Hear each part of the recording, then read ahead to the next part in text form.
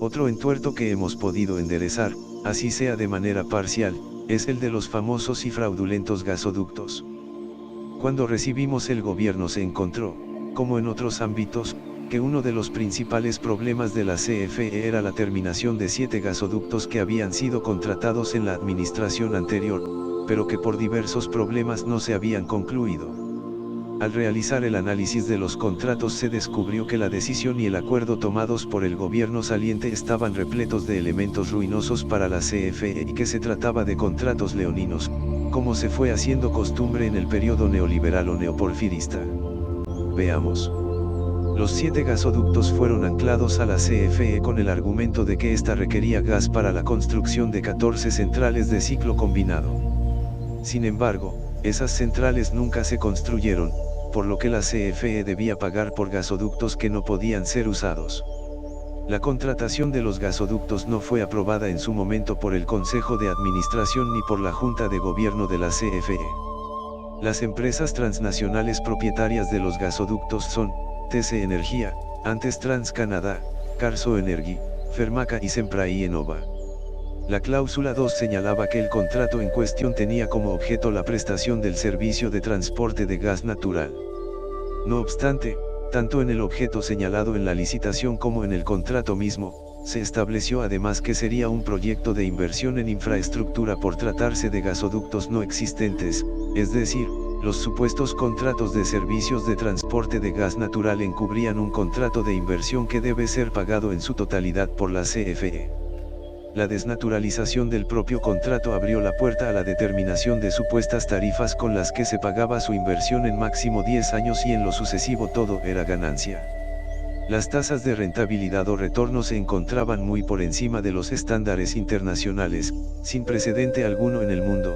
La CFE pagaba la totalidad del gasoducto, incluyendo su financiamiento, pero al terminar el contrato el gasoducto se quedaba en manos de los privados y con posibilidades de explotarlo 25 años más.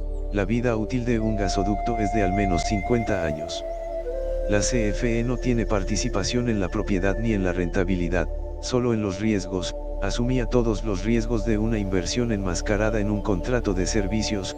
La cláusula 22 del contrato denominada caso fortuito o fuerza mayor, permitía que ante la ocurrencia de un suceso que detuviera la construcción del gasoducto, la CFE debía ampliar los plazos para la entrega de la obra, aunque no ocurría lo mismo con el pago, puesto que a la empresa del gobierno se le obligaba a pagar desde el día en que originalmente estaba planeada la entrega. Es decir, la CFE pagaba los platos rotos por los retrasos del constructor aun cuando éste era el responsable de obtener todos los permisos y definir por dónde pasaría el gasoducto. En complicidad con altos exfuncionarios de la CFE, se cedió ante las empresas constructoras en casos fortuitos o fuerzas mayores, sin mayor revisión y sin soporte documental que acreditara el evento. Por esos gasoductos inactivos, la CFE pagó más de 650.000.000 de dólares. En la mayor parte de los casos, los eventos que aludían las empresas no existían o bien las razones por las que la construcción se encontraba detenida eran completa responsabilidad de la contratista. Por ejemplo, los delegados de bienestar del gobierno federal de cada estado ayudaron a identificar las verdaderas causas por las que los gasoductos no eran terminados. Citamos 2 casos. A una de las empresas solicitó una fuerza mayor argumentando que los terrenos por donde pasaría el gasoducto estaban catalogados como terrenos nacionales, y no obtenía los permisos de derecho de vía por parte de la Secretaría de Desarrollo Agrario, Territorial y Urbano, SEDATU, y el alegato le fue aceptado.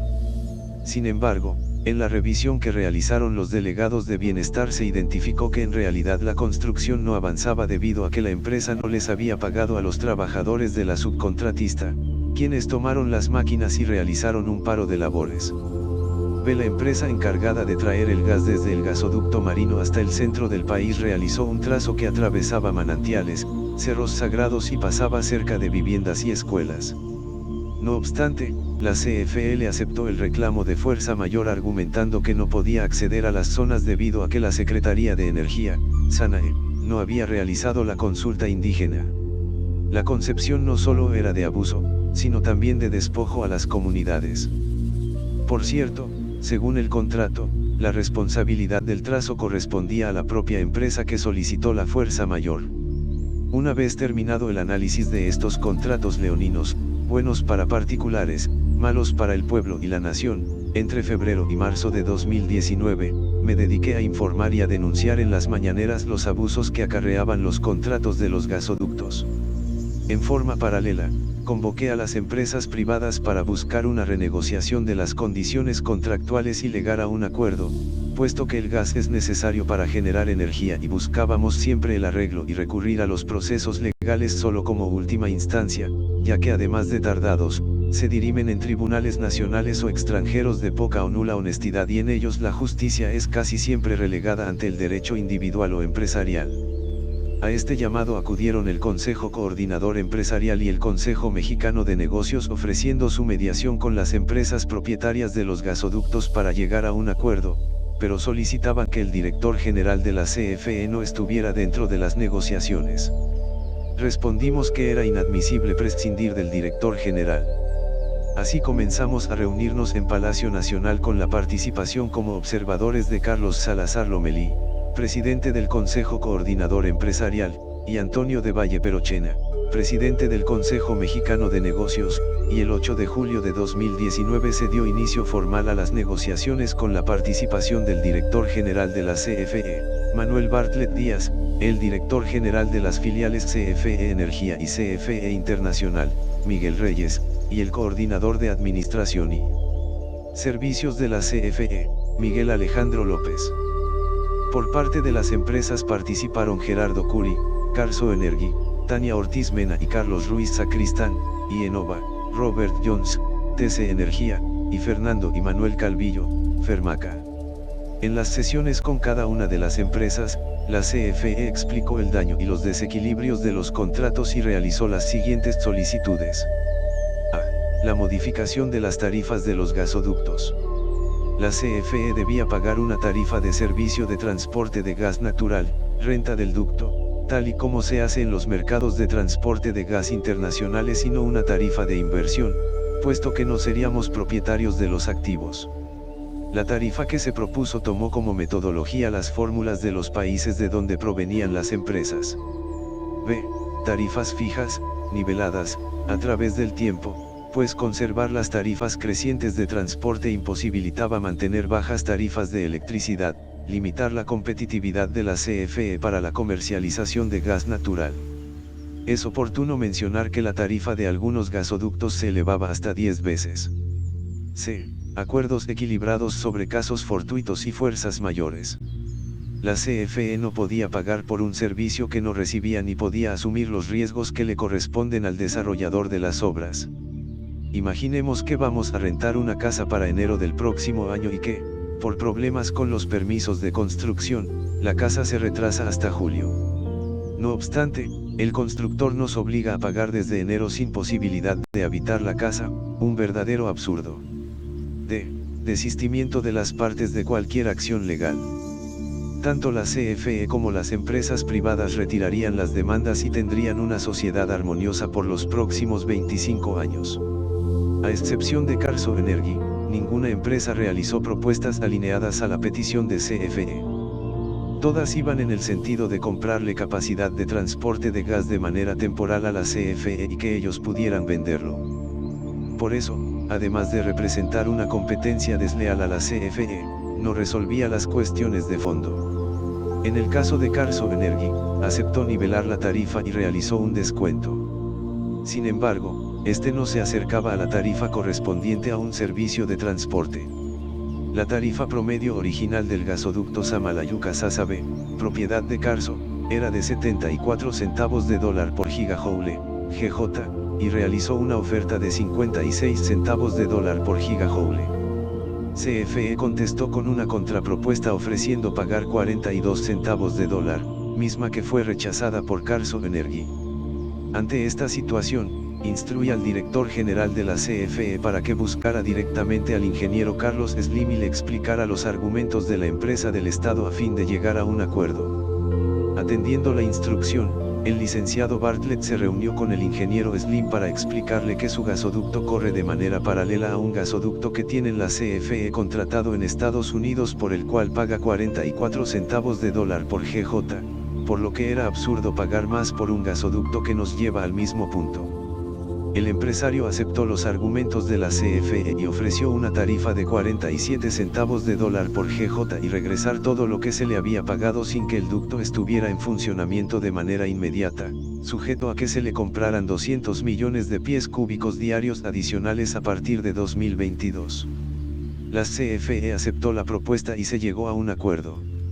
Una vez aprobado el mecanismo y los parámetros, entre el 19 y el 26 de agosto de 2019, se convocó a TC Energía, IEnova y Fermaca para invitarlos a llegar a un acuerdo bajo los mismos términos y parámetros de lo acordado con Carso. Para el gasoducto Guaymas-El Oro, IEnova ofreció un descuento inferior a lo ofrecido por Carso, argumentando que en términos relativos su propuesta era mejor.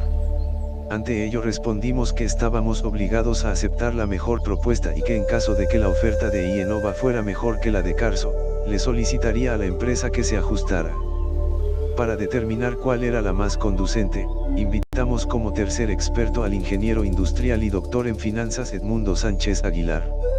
A partir del estudio realizado por el doctor Sánchez Aguilar, se determinó que era mejor propuesta la de Carso, por lo cual solicitamos que IEnova se apegara a esos criterios y llegamos a un acuerdo.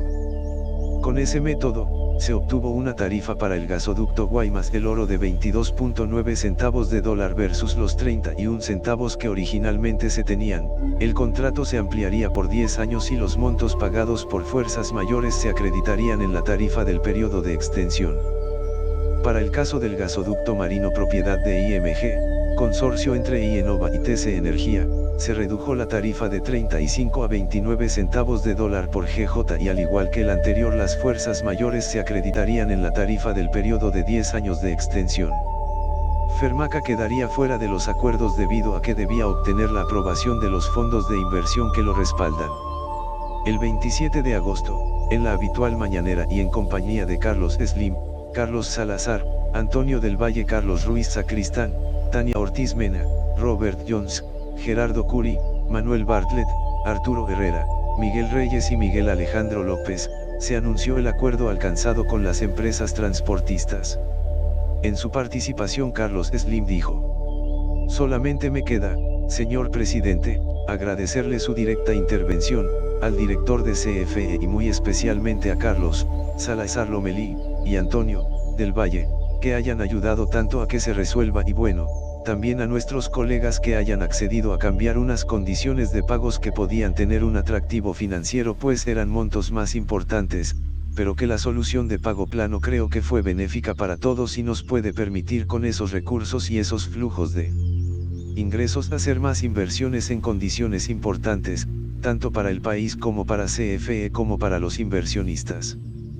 Por su parte, Carlos Salazar señaló: este es un día memorable, porque creo que refleja la voluntad de nuestro gobierno en darnos certeza, darnos certidumbre y sobre todo en ayudarnos a que México obtenga una ventaja competitiva básica.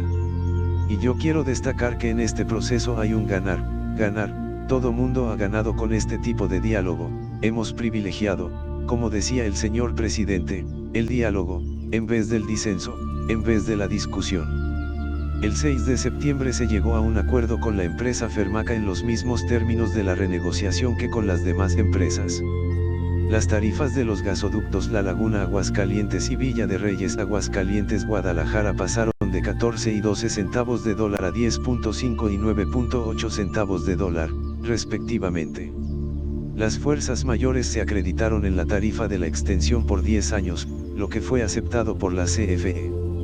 En suma, estos fueron los principales resultados de la negociación. El ahorro total para la CFE es de 4.342 millones de dólares, lo que representa ahorros anuales de 3.500 millones de pesos.